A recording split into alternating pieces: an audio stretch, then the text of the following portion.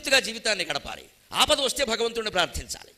ఎంత మహానాయకుడైనా సరే, ఎంత మహారాజు అయినా సరే, ఎన్ని వేల కోట్లు పోగేసుకున్నవాడైనా సరే శ్మశానంలో ఏమవుతున్నాడండి? వాడిని కాల్చేస్తుంటే ఎవరన్నా వచ్చారండి అక్కడికి? మాయామేయ జగంబు నిత్యమని సంభావించి. సత్యహరిశ్చంద్ర బలిజేపల్లి వారి పద్యం నిత్య జీవితంలో ఓసారి చదువుకోవాలండి. అమంగళం అనుకోకండి, ఈ పద్యం చదువుకుంటే జీవితం బాగుంటుందండి. మాయామేయ జగంబు నిత్యమని సంభావించి మోహంబునన్ నా ఇల్లాలని నా కుమారుడని ప్రాణంబుండునందాక ఎంతో అల్లాడిన ఈ శరీరము ఇప్పుడు ఇందున్ తెలంగాలుచో ఆ ఇల్లాలును రాదు పుత్రుడును తోడై రాడు తప్పింపగా. బలిజేపల్లి వారు ఎంత అందంగా రాశారండి. మాయామయమైన ప్రపంచంలో నా భార్యని, నా భర్తని, నా పిల్లలని చచ్చే వరకు వాళ్ళ కోసం కొట్టేసుకుంటున్నామే. మన కాపురం సుఖంగా ఉంటే సరిపోలా. ఈ మధ్య ఏమిటో మా కూతురు అల్లుడు కొంచెం విభేదాలతో ఉన్నారండి. వాళ్ళు చూసుకుంటారమ్మా, నువ్వు బెంగెట్టుకోకు. వాళ్ళ గురించి కూడా మనకే బెంగ, వాళ్ళ గురించి కూడా మనమే మొక్కుకోవడం. మా కూతురు అల్లుడు సఖ్యంగా ఉంటే తిరుపతి కొండ నడిచొస్తాను, నువ్వెందుకు వాళ్ళని ఎక్కమనం? ఎందుకు కొట్టుకున్నారో తెలుస్తుంది. ఇది ఓవర్ యాక్షన్ అంటారు దీన్ని. కొడుకు కోళ్ళు, కూతురు కోళ్ళు ఎవరైనా పెళ్లి చేశాం, కలిసి ఉండడం వాళ్ళ బాధ్యత, మన బాధ్యత కాదండి. మనం బాధ్యత వహిస్తున్నామంటే వాళ్ళు ఏం చేస్తారు?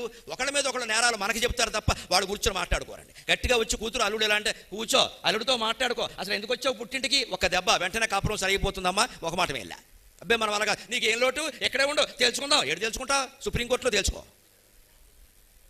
మొత్తం రెచ్చగొట్టేస్తున్నారండి. ఇదివరకు ఆడపిల్లని అత్తారింటికి పంపిస్తే ఆడపిల్ల తల్లి కన్నీళ్లు పెట్టుకుని, అయ్యా జాగ్రత్తగా చూసుకో, అయ్యా జాగ్రత్తగా చూసుకో, అయ్యా ఏదో ముద్దుగా పెంచావమ్మా మా అమ్మాయి, కాస్త చూసుకొని. ఇప్పుడు అలా లేదండి. ఇగో చూసుకోమ్మా జాగ్రత్తగా, ఏమైనా తేడా వస్తే వచ్చే మనకి మీ నాన్న అలాగే అంటాడు. వాడు వెర్రాడు.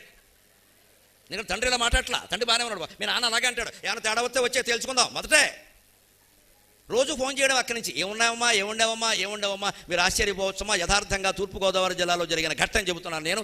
దొండకాయ కూర రోజు వండడం కారణంగా విడాకులు తీసుకున్నారు ఇద్దరు దంపతులు. అత్తగారి కారణంగా దొండకాయ కూర. అయ్యి బాబాయ్, విడాకులకి దొండకాయ కూడా కారణం అనమాట అనుకున్నాను. ఎందుకంటే ఆ పిల్లని కాపరానికి పంపారు. అది ఉమ్మడి కుటుంబం. అసలు ముందు ఈ పిల్ల తల్లికి ఆ ఉమ్మడి కుటుంబంలో పిల్ల ఉండడం ఇష్టం లేదు. పెద్ద జబ్బు అది. ఎందుకంటే అత్తగారికి ఎందుకు చేయాలి, మామగారికి ఎందుకు చేయాలి, మా అమ్మాయి చేయదు, మా అమ్మాయి చేయదు. రేపు నీకెవడు చేస్తాడమ్మా? నీకెవడు చేయాలి? నీకు వృద్ధాప్యం రాదా, నీకు అనారోగ్యం రాదా, నీ కోడలు నీకు చేయాలంటే నీ కూతురు చేయొద్దా? ఎలా చెబుతారు ఈ ఉపదేశాలు? ఇష్టం లేక ఎలాగో అలా బయటికి లాగేయాలి. కాబట్టి ఈ తల్లి, పిల్ల తల్లి ఫోన్ చేసి ఏముండారే అంటే అమ్మాయి దొండకాయ ఎందుట. 4 రోజులు పోయాక ఫోన్ చేసి ఏముండారే అంటే దొండకాయ ఎందుట. మళ్ళీ 4 రోజులు పోయాక ఫోన్ చేసి ఏముండారంటే దొండకాయ. 4 రోజులు గ్యాప్ ఉంది కదండి, రోజు ఉండాల.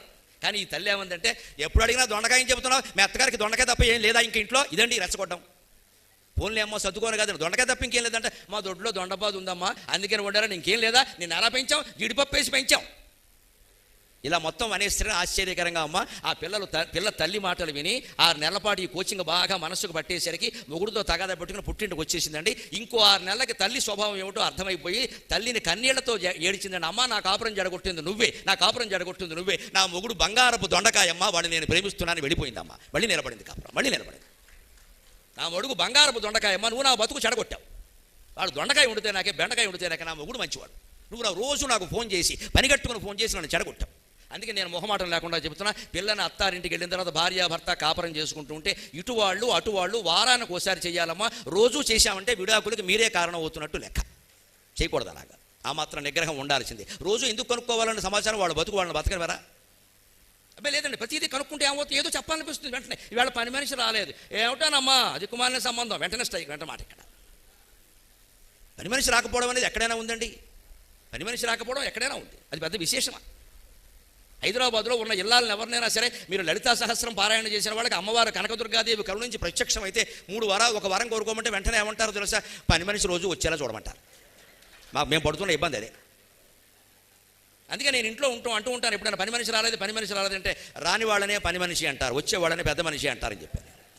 మన వేదాంతం మందే.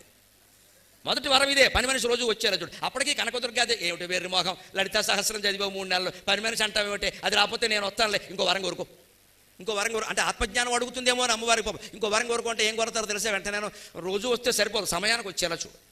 6ంటికంటే 6ంటికి రావాలి, నేను తొవ్వేసుకున్నాక వస్తే అలాగా అంటే మళ్ళీ 2వ వరం. అప్పుడు కూడా అమ్మవారికి బాధ కలిగి వెర్రి వరాలు కోరుతున్నావే వెర్రిదానా, కష్టపడి చదువు, అన్నం మానేసి చదువు, 3వ వరమైనా మంచి వరం కోరుకుంటే అప్పుడు కూడా ఏం కోరుతారో తెలుసా? ఏదైనా పచ్చడి పెట్టిస్తే గిన్నె మళ్ళీ పట్టుకు రావట్లే, గిన్నె వచ్చేలా చూడు. అంతే. ఈ 3 వరాలు పోయి విసిగెత్తి లలితాదేవి ఆ గిన్నె పట్టుకుని వెళ్ళిపోయింది పైకి. కనపడ్డది దానికి. అమ్మవారు కనపడినా సరే మనకి పని మనిషి కూడావే. ఇదేనండి ఎంతసేపు, ఇంకా సమస్యలు ఏం లేవా? నిత్య జీవితం ఎందుకు బాగుంటుందమ్మా? ప్రతి చిన్నదాన్ని తీవ్రం చేసేసుకున్నాక, ప్రతి చిన్నదాన్ని తీవ్రమేనా? మా ఇంట్లో ఎప్పుడైనా పని మనిషి రాలేదంటే 2 సార్లు చెప్పగానే నేను వింటా, 3వ సారి చెప్పానుకో, ఆ 4 గిన్నెలు ఇలా భార్య నేను దోవేస్తానని చెబుతాను. వెంటనే అంటుంది ఆవిడ పాపం, అయ్యో మీరు మహాసహస్రావధారం అయితే మొహంగడు కూడా అలా వాసన పెట్టి కూర్చుంటాడా? అంచేత ఏం పర్వాలేదు శారద, నువ్వు కొన్ని తోమై నాకు కొన్ని ఇచ్చాయి, ఎటు వచ్చి మీడియా వారు లేకుండా చూసుకొని చెబుతాను. ఎందుకంటే వీళ్ళు తక్కువ వాళ్ళు కాదు, టీవీలో వేసేస్తారు. అంటు తోముతున్న గరికిపాటి, ఈయన ప్రవచనం వెనకాల అంటు తోమడమే గొప్ప శక్త అని వెంటనే అన్నాడు. 3 బోడిగుళ్ళు 6 బట్టతల్లో కూర్చొని డిస్కషన్, చర్చ, బిగ్ డిబేట్. అందుకని నా బతుకు బయటపడుతుంది. అందుకని నేనేమంటున్నాను, తలుపులు వేసే ఎవడో చూడకుండా నా గిల్లు ఇచ్చి తోమేస్తాను, గొడవ లేదు. ఎందుకు వచ్చిన గొడవ? ఇవి అనుకుంటే ఉపయోగం ఉంది. అలాగని పోనీ ఆ పని మనిషి రాలేదు కదా అని ఆ పని మనిషిని పిలుచుకురావడం కోసం మనం బండేసుకు వెళ్ళామనుకోండి, ఏమిటో అంత ఇంట్రెస్ట్, ఇదో గొడవ. జీవితం బాగుండాలి అంటే ముందు సుఖ దుఃఖాలు రెండింటినీ సమానంగా తీసుకోవాలండి. సుఖము పొందుటందు సుఖము లేనే లేదు, సుఖము వీడుటందే సుఖము గలదు. సుఖము పొందుటందు సుఖము లేనే లేదు, సుఖము వీడుటందే సుఖము గలదు. కష్టమందునైన కమ్మగా సుఖపడనేర్వవలయు, బ్రతుకునోర్వవలయు. కష్టమందునైన కమ్మగా సుఖపడనేర్వవలయు, బ్రతుకునోర్వవలయు. ఒక సుఖం కోసం మనం ప్రయత్నం చేయడంలో ఎప్పుడూ ఆనందం లేదండి. ఆ సుఖం నాకు అక్కర్లేదనుకోవడంలో చాలా ఆనందం ఉంది. నాకు అక్కర్లేదు అనుకుంటే అన్ని సుఖాలు మన చుట్టూ తిరుగుతాయి. నాకు కావాలి అంటే మనమే పరిగెట్టాలి వాటి కోసం. ఉదాహరణ చెబుతా, చక్కని ఉదాహరణ. ఉద్యానవనాల్లో చూడండి మీరు, పార్కుల్లో సీతాకోక చిలుకలు ఎగురుతూ ఉంటాయి. చిన్నపిల్లలు ఏం చేస్తారండి, సీతాకోక చిలుక కావాలి, దాన్ని పట్టుకుంటా అని వీడు ఎగురుతూ ఉంటాడు. వీడు ఎగిరిన కొద్దీ అది పారిపోతుంది. దాన్ని పట్టుకోలేడు వీడు ఎగురుతూనే ఉంటాడు, పారిపోతుంది. ఆ చిన్నపిల్లాడికి మనం చెప్పాల్సింది ఒకటే, నాయనా నువ్వు అంత ఎగురుతున్నావు కదా, నీకు దొరకట్లేదు కదా, సీతాకోక చిలుకితే ఏం చేస్తావురా అని అడగండి వాడిని. ఏం చేస్తావు అసలు, ఏం లక్ష్యం ఏంటి, ఏం చేస్తావు? దాన్ని కోసి కూరండుకుంటావా? ఎంత దుర్మార్గులు ఇంకా పుట్ల. సీతాకోక చిలుక మాంసం వండి పెట్టేవాడు దొరకలేదు అక్కడ. ఏం చేస్తామంటే పిల్లాడు ఏం చెప్తామండి, భుజం మీద పెట్టుకుంటా చక్క, నా భుజం మీద వాలాలి. భుజం మీద వాలాలంటే ఒకటే చెయ్యాలండి. అదే తోటలో ఆ కుర్రాడు ఓ బల్ల చూసుకుని, ఓ బండ చూసుకుని నిశ్చలంగా రమణ మహర్షి కూర్చున్నట్టు కూర్చుంటే 5 నిమిషాల్లో సీతాకోక చిలుక వచ్చి వాడు భుజం మీద వాలుతుంది, వాడు కోరిక తీరిపోయింది. ఇది సుఖం. సుఖాలు సీతాకోక చిలుకలు లాంటివి. మనం ఎగిరెగిరి పట్టుకుందుకు ప్రయత్నం చేస్తే అవి పారిపోతాయి. మనం నిశ్చలంగా ఉండగలిగితే సమస్త సుఖాలు నీ కాళ్ళ దగ్గరకు వచ్చి పడతాయి. నువ్వు ఎంచుకోవచ్చు ఏ సుఖం కావాలో. ఇది యోగిత్వం. నిశ్చలంగా ఉండు, నిర్మమంగా ఉండు, నాకు అక్కర్లేదని చెప్పు, అవే వస్తాయి. అలాగే కష్టం వచ్చింది, కష్టమందునైన కమ్మగా సుఖపడ నేర్వవలయు, బ్రతుకునోర్వవలయు. వచ్చిన ప్రతి కష్టాన్ని కష్టంగా భావించక్కర్లేదండి. కరెంటు పోయిందండి, పెద్ద అంతర్జాతీయ సమ్మె చేయక్కర్లేదు దానికి. కరెంటు పోవడం ఈ దేశంలో చాలా మామూలు విషయం. ఈ దేశంలో కరెంటు ఉంటేనే విచిత్రం, పోతే విచిత్రం ఏముంది? పోతే చాలా సహజం. ఉంటే ఇంతసేపు ఉందా అని అడగాలంతే. అందుకని పోతే విచిత్రం చాలా సహజం అది. నేను ఎక్కడో అమెరికాలో కరెంటు పోయి ఇలాగే రాత్రిపూట కూర్చొని పుస్తకం చదువుకుంటుంటే ఆ దంపతులు వచ్చి అన్నారు, అక్కడ నేను పుస్తకం చదువుకుని పడుకుంటానమ్మా, మీరు వెళ్ళండి అన్న. అంతవరకు వాళ్ళు కబుర్లు చెప్పారు. వాడు వెళ్ళిపోతున్న వాళ్ళు అమెరికాలో ఉన్న వాళ్ళకి మన వాళ్ళకి గొప్ప ఏంటంటే అమెరికా గొప్పలని చెప్పాలి మన దగ్గర, లేదా మరి గొప్పతనం ఏముంది? అందుకని అవధాన గారు మీరు పడుకునేటప్పుడు లైట్ ఆర్పక్కలేదండి, ఇలా లైట్ ఇలా ఉంటుందన్నమాట, ముట్టుకుంటే ఆరిపోతుందని చెప్పి. ముట్టుకోవడం అంటే లైట్ ముట్టుకోవడం, బల్బు ముట్టుకోకూడదు, అది ముట్టుకుంటే మనం ఆరిపోతాం. డూమ్ ముట్టుకోవాలి, పైన గొడుగులా ఉంటుంది, అది ముట్టుకుంటే ఆరిపోతుందండి. ఇక్కడ లైట్లకు ఒక పద్ధతి ఉంటుందండి, ఓసారి ముట్టుకుంటే వెలుగుతాయి, రెండోసారి ముట్టుకుంటే ఇంకా బ్రైట్గా వెలుగుతాయి, మూడోసారి ముట్టుకుంటే ఆరిపోతాయండి అని చెప్పి అని ఊరుకోరండి. వాళ్ళు గొప్ప చెప్పాలి కదా. చూశారండి అమెరికా ఎంత వెల్ డెవలప్డ్ కంట్రీయో, 10 ఏళ్ల క్రితం మాట అండి, ఎంత డెవలప్డ్ కంట్రీయో. మన ఇండియా ఎప్పుడైనా ఎంత అభివృద్ధి అవుతుందని అడుగుతారండి. వాళ్ళకి ఎంతసేపు ఇండియాను ఓ మాట అనాలి, అమెరికాని పొగుడుకోవాలి, మేము ఇక్కడ ఉన్నాం కాబట్టి అదృష్టవంతులు అనుకోవాలి, అదో భావన. అందుకే నేను వెంటనే నా దేశాన్ని అంటే నేను ఎందుకు ఊరుకుంటా, నేను వివేకానందుడు శిష్యుణ్ణి. అందుకే నేను వెంటనే చమత్కారంగా మన దేశాన్ని, మన మతాన్ని, మన ఆచార సంప్రదాయాన్ని ఎవరన్నా అంటే చెల్లుమని జవాబు చెప్పాలి, కనీసం చమత్కారంతోనైనా చెప్పాలి. అందుకే నేను వెంటనే అన్నా, అదేమిటమ్మా అంటే, అవునండి ఇలా ముట్టుకుంటేనే దీపాలన్నీ ఆరిపోతాయంటే, మీ దేశంలో ఇంకా టెక్నాలజీ రాలేదమ్మా, మా దేశంలో ముట్టుకోకుండానే దీపాలన్నీ ఆరిపోతున్నాయి, మళ్ళీ ఎప్పుడు వస్తాయో కూడా తెలియదు. అందుకని మేము స్విచ్లు పెట్టుకోం, ఉరికే ఉంటాయి అలాగంతే, ఉంటే పోతే పోతాయి, ఉన్న ఒకటే లేకపోయినా ఒకటి. ఇంకా మీ దేశంలో ఇంత కష్టపడితే 3ఓసారి ముట్టుకుంటే దీపం ఆరింది, ఏం ముట్టుకోకుండానే పోతున్నాయి మా దగ్గర. అంచేత డెవలప్మెంట్ అంటే అదేమ్మా, మా ముఖ్యమంత్రుల్ని మా ప్రధానమంత్రుల్ని అడిగి మీ ట్రంప్ గారిని తెలుసుకోమని రహస్యం అని చెప్పాను. అంతేనండి. మన దేశాన్ని అంటే మనం ఎందుకు కూరుకుంటామండి? అంటే కష్టం రాగానే అరవక్కర్లేదండి. ఏమైంది కరెంటు పోతే, నిన్న కూడా నేను ఉన్న చోట కరెంటు పోయిందండి, సాయంత్రం 4:30 నుంచి 6 వరకు కరెంట్ లేదండి. పాపం నాతో పాటు ఉన్న నాగేంద్ర అని పాపం వేద పండితులు అతను కంగారు పడిపోతున్నాడు. నువ్వేం కంగారు పడుకు మిత్రమా, ఒక విసినగారు చూసుకో, నాకు సరిపోయినట్టే అన్నాను. నీకేం అడగాలి, ఒక విసినగారు సంపాదించు అన్నాను. ఓ విసినగారు తెచ్చిపెట్టాడు, కుంపటి విసినకర ఏదైతే శుభ్రంగా చెమట పడుతోంది, తలుపు తీసేసాం, విసురుకుంటూ కూర్చున్నాం. ఏమైందండి? ఇప్పుడు కరెంట్ అంటే సునీల్ గారు వైర్లు మోసుకొస్తాడా? వస్తే షాక్ కొడుతుంది. ఏమిటంత కంగారు? కాసేపట్లో రాదా? కరెంటు శాశ్వతంగా పోతుందా?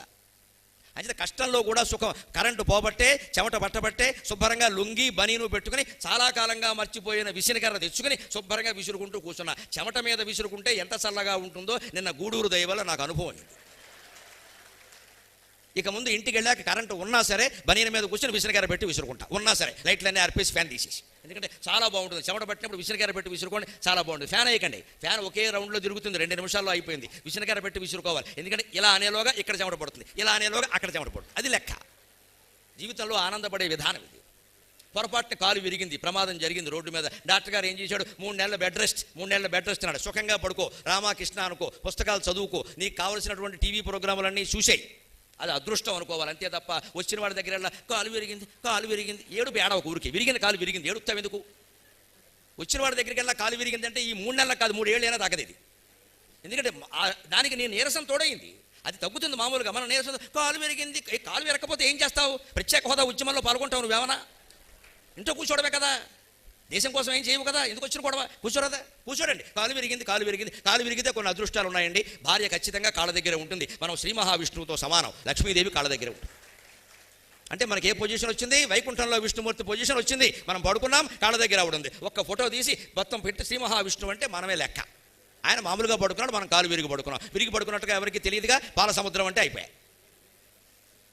కాలు బాగానే ఉందనుకోండి, ఆవిడ అక్కడ ఎందుకు ఉంటుందండి? ఆవిడ ఎక్కడికో పోతుంది, అక్కడ బాగానే ఉన్నారుగా, రోగం అంటుంది వెంటనే.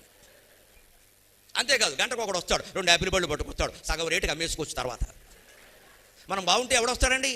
ఏ పని చేయక్కర్లేదు, ఉద్యోగానికి వెళ్ళక్కర్లేదు, సంపాదించక్కర్లేదు, 3 నెలల విశ్రాంతి తీసుకోవచ్చు, కావలసిన పుస్తకాలు చదువుకోవచ్చు, టీవీ చూసుకోవచ్చు, భార్య అక్కడే ఉంటుంది, కబుర్లు చెప్పుకోవచ్చు. ఎంత సుఖం అండి కాలు విరగడం. అలాగని పరిగెట్టుకుని వెళ్ళి కాలు విరగొట్టుకుంటావా? అది తప్పు. జీవితం అంటే అది కాదు. ఇన్ని సుఖాలు చెబుతున్నాను కదా అని విరగొట్టుకోకూడదు. విరిగినప్పుడు ఆలోచించాల్సిన విధానం ఇది. అందుకే ఎప్పుడు సమస్యలు ఉండవు, పరిస్థితులు ఉంటాయి. It's not a problem, it is situation. కాలు విరగడం అనేది ఒక పరిస్థితి తప్పితే సమస్య కాదు. ఆ పరిస్థితిని వచ్చాక ఎదుర్కో. అంతేగాని కాలు ఎందుకు విరిగింది? ఇవాళ శనివారం కాబట్టి విరిగింది, నాది భరణీ నక్షత్రం కాబట్టి విరిగింది, ఏమిటో సినిమహర్దశ కాబట్టి విరిగింది, ఇవన్నీ ఉండవండి. అనవసరంగా నమ్మి మోసపోకల్లా. ఆ సినిమహర్దశకి నీ కాలు విరగడానికి సంబంధం లేదు. జాతకాలు ఎప్పుడు కూడా స్పీడ్ బ్రేకర్ లాంటివి. రోడ్డు మీద స్పీడ్ బ్రేకర్లు ఉంటాయి. అవి ఎందుకు పెడతారు? గొప్పులు. నువ్వు కాస్త నెమ్మదిగా పెడితే దెబ్బ తక్కువ తగులుతుంది, తగలడం ఖాయమే, కొంచెం కుదుపుగా ఉంటుంది. నువ్వు కొంచెం ఫోర్స్గా పోయావనుకో కాలు విరుగుతుంది.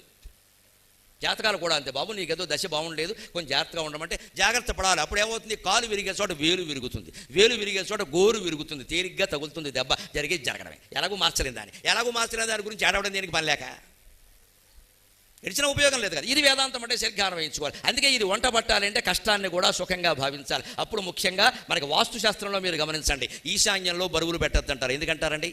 వేదాంతం, వైరాగ్యం, భక్తి, జ్ఞానం వంట పట్టాలంటే, నిత్య జీవితంలో సుఖంగా ఉండాలంటే ఈశాన్యంలో బరువులు పెట్టకూడదు. ఎందుకో తెలుసా? ఆ హరిమాయ దాటుటకు ఆయననే శరణొందగావలెన్. యచ్చకించిత్ జగత్సర్వం దృశ్యతే శ్రూయతేపి వా అంతర్బహిష్య తత్సర్వం వ్యాప్య నారాయణ స్థితః. ఈ ప్రపంచమంతా విష్ణుమాయ. దాన్ని దాటాలంటే ఒకటే. భగవద్గీత 7వ అధ్యాయంలో విజ్ఞాన యోగంలో చెబుతాడు కృష్ణుడు, మయి మా గుణాతి త్రైగుణ్య విహిత అంటాడు. సరిగ్గా మాయ అనేది దైవీక్షేష గుణమయి మమ మాయా దురచ్చయ మామేవయే ప్రపద్యంతే మాయామేతాం తరంతితే. ఈ జీవితం సంసారం అనేది ఒక మాయయ. ఇది త్రిగుణాత్మకమైన మాయ, సత్వగుణం, రజోగుణం, తమోగుణం. దీన్ని నేనే విశ్రాని ఇవ్వాల. అందుకని నువ్వు ఈ మాయలో పడ్డావు. నన్ను శరణు పొందితే నేను ఆ మాయ నుంచి బయటపడేస్తా. మొహమాటం ఏం లేదు, భగవంతుడిని శరణు పొందాలి. అందుకని ఆ హరిమాయ దాటుటకు ఆయననే శరణొందగావలెన్. మోహములెన్ని త్రాళ్ళు సిరిమూటలకెన్ని భుజాలు. మోహములెన్ని త్రాళ్ళు సిరిమూటలకెన్ని భుజాలు. పర్వతారోహణ సేయుచో బరువులొక్కొక్కటే దిగద్రోసినట్లు. ఈ మోహము దాహమున్ విడుము మోక్షగిరిన్ ధ్వజ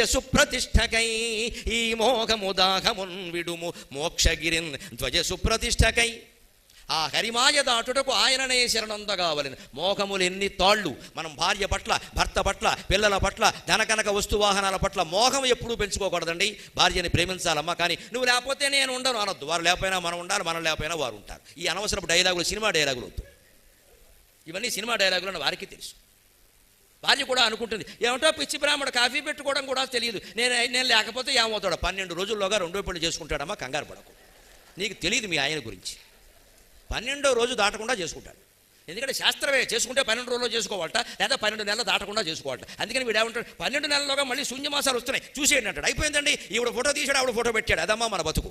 ఏం మిగలదు ఇక్కడ. పిల్లలు సౌతి పిల్లలు అయిపోయారు. ఈ అనవసరం అండి ఈ బంధాలని గురించి చర్చించక్కర్లేక. భార్య భర్త సమస్య, ఇది మోహం.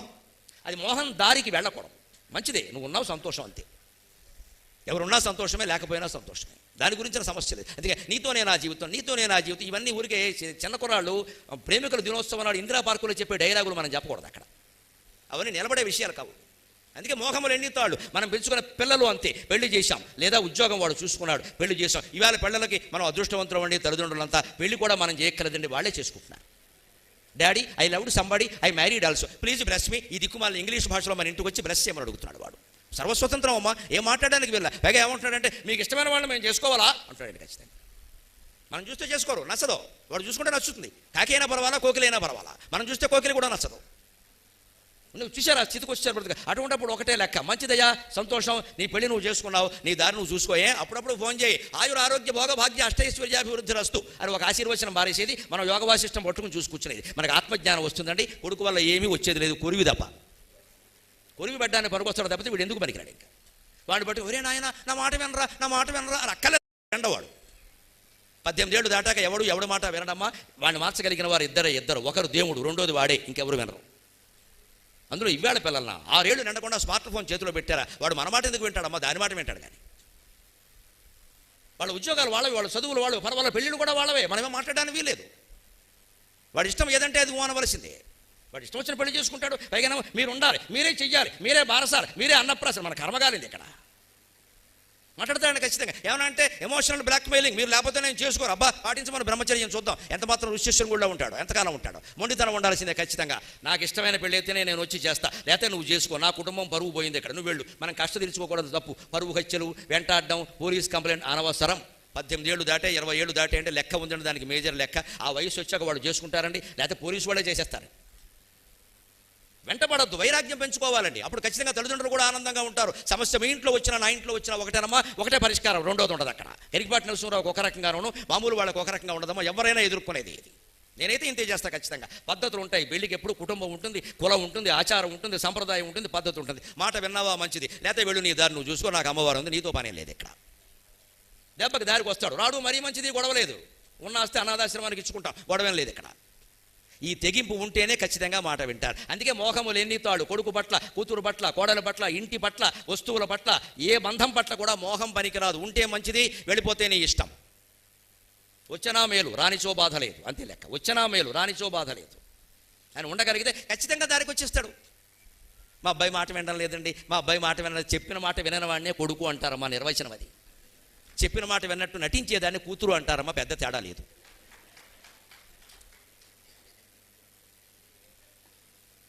వాడు మగాడు కాబట్టి నేను విన్నాను నేరుగా చెప్పేస్తాడు. ఆడపిల్ల కదా కొంచెం మొహమాటం, okay daddy, okay daddy, as you like it, okay daddy అని బయటికి వెళ్ళి చుట్టూ పీకే డాడీ. మనం చెప్పినట్టు వింటున్నట్టు నటిస్తుంది. బయటికి వెళ్ళి బాయ్ ఫ్రెండ్కి ఫోన్ చేస్తుంది. విందో బాగా పట్టేసింది. బతుకు బస్ స్టాండ్ అయిపోతుంది, జాగ్రత్త అని చెప్పాలి. మళ్ళీ ఇంటికి రానివ్వనని చెప్పాలి. అబ్బాయి మన మనస్తత్వాలు ఎలా ఉంటాయంటే, మనకి ఇష్టం లేని పెళ్ళిళ్ళు చేసుకున్నా సరే, దెబ్బైపోయే పెళ్ళిళ్ళు చేసుకున్నా సరే, తర్వాత వాడు మోసం చేసినా సరే, అమ్మా నన్ను మోసం చేశాడు అనగా వచ్చేయమ్మా నీ కోసం చూస్తున్నా. ఒక రే పెట్టాలమ్మా, ఖచ్చితంగా ఒక రే పెట్టాలి. మేము చెప్పినా వినకుండా వెళ్ళిపోయావు కదా, మేము నిశ్చితార్థం చేసినా వెళ్ళిపోయావు కదా, మా పరువు తీసేసావు కదా, మా ఇంటికి ఎలా వస్తావమ్మా, కాసేపు బస్ స్టాండ్లో ఉండి కొంగు చాపి అడుక్కో అమ్మా, 3 రోజులు నీకు జీవితం అంటే ఏమిటో తెలుస్తుందని చెప్పాలి. మొహమాటం లేకుండానే మాట్లాడతాను. మనం ఆదరిస్తామని తెలుసును కాబట్టి వాళ్ళు ఏం చేస్తున్నారంటే, ఇష్టం వచ్చిన చోట పెళ్ళిళ్ళు చేసుకుని ఇష్టం వచ్చిన కాపురాల సహజీవనాలు కూడా చేసేస్తున్నారండి, పెళ్లి కూడా చేసుకోకుండా. అన్నీ చేసేసి ఎప్పుడూ అయిపోయాక మనం ఎలాగో ఆదరిస్తాం, పెద్దాళ్ళు కదా, దయా జాలి, మానవత్వం అంటే మానవత్వం మనకే, వాళ్ళకుండదు అక్కడ. ఖచ్చితంగా ఉండం. అందుకే మోహములు ఎన్ని తోళ్ళు, సిరిమూటలకు ఎన్ని భుజాలు. ఈ బంధాల విషయంలో జాగ్రత్తగా ఉండడం కోసం మనకి వాస్తు శాస్త్రంలో ఈశాన్యంలో బరువులు పెట్టద్దన్నారు. ఇట్స్ నాట్ ఏ సెంటిమెంట్, అది శాస్త్రం. ఈశాన్యం అంటే ఏ దిక్కండి, ఈశ్వరుడు దిక్కు. ఈశాన్యంలో కదా మనం దేవుణ్ణి పెడతాం. దేవుణ్ణి పెట్టిన చోట బరువులు పెట్టద్దంటే అర్థం ఏమిటంటే, భౌతిక, మానసిక, ఆధ్యాత్మిక 3 కోణాలు ఉంటాయి హిందువుల ఆచారాలు. భౌతిక కోణం ఏమిటి అంటే, మనం అక్కడ పూజ చేస్తూ ఉంటే 4 పెట్టెలు ఉన్నాయనుకోండి, అస్తమానం ఎవడో వచ్చి ఆ పెట్టి తీస్తాడుగా, టిక్ అని తాళాలు తీస్తాడు. నువ్వు పూజ ఏం చేస్తావు, ధ్యానం ఏం చేస్తావు ఇక్కడ. అలాగే ధాన్యం బస్తాలు పెట్టారనుకోండి, ఎలకలు వచ్చి పరపర కొరుకుతాడు. నువ్వు ధ్యానం ఏం చేస్తావు, పరపర నమశివాయ అవుతుంది. ఏ బరువు పెట్టినా ఏదో ఒక డిస్టర్బెన్స్ ఉంటుంది. పిల్లలు పుస్తకాల సంచులు పెట్టారనుకోండి ఈశాన్యం వల్ల, మనం పూజ చేసుకుంటుంటే వాడు వచ్చి డొక్కులు చదువుతాడు, అక్కడ జిప్పులు తీస్తాడు, మన ధ్యానం చెడిపోతుంది. నువ్వు భగవద్ ధ్యానం చేసేటప్పుడు ఏ వస్తువుల మీద నీ దృష్టి ఉండకూడదు అంటే, అక్కడ ఆ వస్తువే అక్కడ ఉండకూడదు. అందుకే ఈశాన్యంలో బరువులు పెట్టద్దన్నారు. దాన్ని సెంటిమెంట్ చేసేసి ఈశాన్యం వైపుని పెట్టకూడ ఒక్క అరడుగు పెరిగిందంటే యజమానిట. ఎవడు చెప్పాడు వీడికి? ఈశాన్య వైపు గోడకి యజమానికి సంబంధం ఏంటంటే బుద్ధి లేని మాట. ఈశాన్య వైపు గోడ కడితే యజమాని పోతాడా? ఆ గోడ ఇలా వచ్చేసి విడి మీద పడి చంపేస్తుందా? What logic? గుడ్డివాళ్ళని చేస్తున్నారు వాస్తు పేరు మీద, జాతకాల పేరు మీద గుడ్డివాళ్ళని. దీనికోసం మళ్ళీ మమ్మల్ని సంప్రదించండి అంటాం. విజయవాడలో ఒక నెంబర్, విశాఖపట్నంలో ఒక నెంబర్, చివరికి వల్లకాట్లో ఒక నెంబర్, అసలు నెంబర్ అక్కడ ఉంటుంది. వచ్చేయండి మమ్మల్ని సంప్రదించండి. మనం ఏమనుకుంటాం, భార్య దోషం భార్య ఒప్పుకోదు, భర్త దోషం భర్త ఒప్పుకోడు, పిల్లల దోషం పిల్లలు ఒప్పుకోడు, అంతా కలిసి దోషాన్ని గోడ మీదకి దోషేశారు. అక్కడ గోడ ఉండడం వల్లే మనకి తగాదాలు వస్తున్నాయి. ఎంత జ్ఞానం అండి! మన మనస్సుల్లో చాలా గోడలు ఉన్నాయి, ఆ గోడలు తొలగించుకుంటే తగాదాలు పోతాయి. వాస్తవమని ఆలోచించిన ప్రతి వాడికి తెలుస్తుంది. వాస్తు అనే మాట వస్తు అనే మాట నుంచి వచ్చింది. వస్తువు ఎలా ఉండాలని, ఇది ఒక వస్తువు అండి, ఇది ఒక వస్తువు. దీనికి వాస్తవం ఏమిటో తెలుసా? మైకు తూర్పుముఖంగా ఉండాలి, పిచ్చి మాటలు చెప్పొద్దు, మాట్లాడేవాడికి ఎదురుగా ఉండాలి. నేను ఇటు మాట్లాడుతుంటే తూర్పుముఖం మీరు ఇటు పెడితే ఎవరికి వినపడింది? మైకు తూర్పుముఖం ఏంటంటే అర్థం లేనమాట. మైకు ఏ ముఖంగా ఉండాలి? మాట్లాడేవాడి మూతికి ఎదురుగా ఉండాలి, అంతే. దానికి అదే వాస్తు.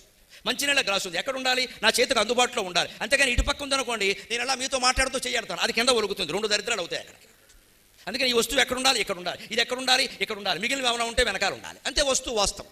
ఆ వస్తువు ఎక్కడుంటే గాలి, వెలుతురు, ఆరోగ్యం బాగుంటాయో అలా ఉండేదే వాస్తు. తప్పితే వాస్తుకి దేవతలు లేరండి. నువ్వు ఇల్లు కట్టిన విధానాన్ని బట్టి దేవతలు మన అనుగ్రహించరండి. దేవతలకు మన అనుగ్రహిస్తూ కూర్చోవలసిన అవసరం లేదండి. వారికి చాలా పనులు ఉన్నాయండి. ఇక్కడో దేవత, అక్కడో దేవత, లేకపోతే దేవత కోపం వస్తుంది, కాకపోతే పూజ చేయించి, అదే గాలి వెలుతురు సరిగ్గా వాస్తులో మీరు గమనించండి. ఇటు పక్క కిటికీలు ఎప్పుడు సరిసంఖ్యలో ఉంటాయి. 10 కిటికీలు అంటాడు, 8 కిటికీలు అంటాడు, 9 కిటికీలు, 7 కిటికీలు ఉండవమ్మా. ద్వారబంధాలు కూడా అంతే, 6 ద్వారాలు, 8 ద్వారాలు, 7 ద్వారాలు ఉండవమ్మా. ఎందుకో తెలుసా? ఇటువైపు కిటికీ పెట్టారు, ఇటువైపు తలుపు పెట్టాలి. ఇటువైపు తలుపు పెట్టారు, ఇటువైపు కిటికీ పెట్టాలి. ఎందుకు? అటు నుంచి వచ్చిన గాలి ఇటు వెళ్ళాలి, ఇటు నుంచి వచ్చిన గాలి అటు వెళ్ళాలి. గాలి ఎప్పుడు అలా వస్తువు వెడుతూ ఉంటే మధ్యలో ఉన్న మనకి తగిలి వెళ్ళిపోవాలి. గాలి నిల ఉండకూడదు. నిల ఉంటే కార్బన్ డైఆక్సైడ్, ప్రవహిస్తే ఆక్సిజన్. ఈ మాత్రం అర్థమైతే వాస్తు అర్థమైంది. గాలి ప్రయాణిస్తుంటే ప్రాణవాయువు, నిల ఉంటే కార్బన్ డైఆక్సైడ్. అందుకని కిటికీలోంచి వచ్చిన గాలి తలుపులోంచి వెళ్ళిపోవాలి, తలుపులోంచి వచ్చిన గాలి కిటికీలోంచి వెళ్ళిపోవాలి. అందుకని ద్వారాలు ఎప్పుడూ సరిసంఖ్యలో ఉంటాయి. అంతేగాని 7 ద్వారాలు పెట్టామంటే కోడల కాపురం చెడిపోయినట్టే. 7కి కోడలకి సంబంధం ఏంటండి? ఆవిడ కాపురం మీద ఆవిడ అడుగు పెట్టినప్పుడే చెడిపోయింది, మళ్ళీ దీనికి ఎందుకు కూడకూడదు? అబ్బాయి బుద్ధి మంచిది కావాలని ఒక్కడ చెప్పండి. ఇది కాదు వాస్తు. ఈశాన్యంలో వాస్తవం ఎందుకు బరువులు పెట్టద్దు అంటారు సరిగ్గా ఈ పద్యం అందుకే రాశాను. మన మోహాలు, మన బంధాలు తెంచుకోవాలి, తగ్గించుకోవాలి. 50 ఏళ్ళు 60 ఏళ్ళు దాటుతున్న కొద్దీ కొడుకుని, కోడల్ని, కూతుర్ని, అల్లుడిని, మీ పనులు మీరు చేసుకోండి. అవసరమైతే నన్ను సంప్రదించండి. నేను వేదాంతం నేర్చుకోవాలి, నేను భక్తి జ్ఞాన వైరాగ్యాలు పొందాలి, నా మోక్ష మార్గంలో నేను వెళ్ళాలి, మళ్ళీ ఈ జన్మలో పుట్టడానికి వీల్లేదు. పునరపి జననం, పునరపి మరణం, పునరపి జనని జఠరే శయనం. శంకరాచార్య చెప్పిన మాట. ఈ దరిద్రం మళ్ళీ వద్దు. మానవ జన్మ అయినా సరే పూర్తిగా భగవంతుడిలో లీనం అయిపోవాలి. అంటే నాయన నాకు ఈ బంధాలు తగ్గాలి, మీరు చేసుకోండి అని ఈశ్వరారాధనలో ఉన్న వాళ్ళందరూ బరువులు తగ్గించుకోవాలి. కాబట్టి ఈశాన్యంలో బరువులు పెట్టద్దని చెప్పారు. భౌతికంగా చెప్పారు, ఆధ్యాత్మికంగా మనం నేర్చుకోవాలి. అదే నిత్య జీవితంలో వేదాంతం.